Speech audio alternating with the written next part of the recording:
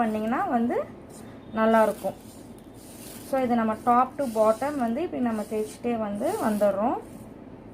அதே மாதிரி நடுவில் எந்த எக்ஸ்ட்ரா ஸ்டோன்ஸோ இல்லை ஸ்டோன்ஸ் கவுந்துராமல் இருக்குதான்னு வந்து செக் பண்ணிக்கோங்க. இந்த ஒர்க் வந்து ரொம்ப ஈஸி தான். நல்லா ப்ராக்டிஸ் பண்ணிவிட்டு நீங்கள் ஒர்க் பண்ணுறப்ப ஈஸியாகவே வந்து இந்த ஒர்க் நீங்கள் பண்ணலாம்.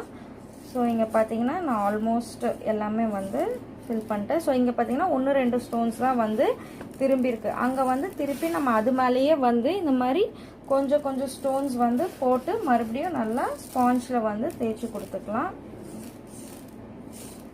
ஸோ அப்படி தேய்ச்சி கொடுக்குறப்ப பார்த்தீங்கன்னா ஹோல்ஸ் இருந்தாலும் ஃபில் ஆகிடும், ஸ்டோன்ஸ் வந்து ஆட்டோமேட்டிக்காக வந்து திரும்பிடும்.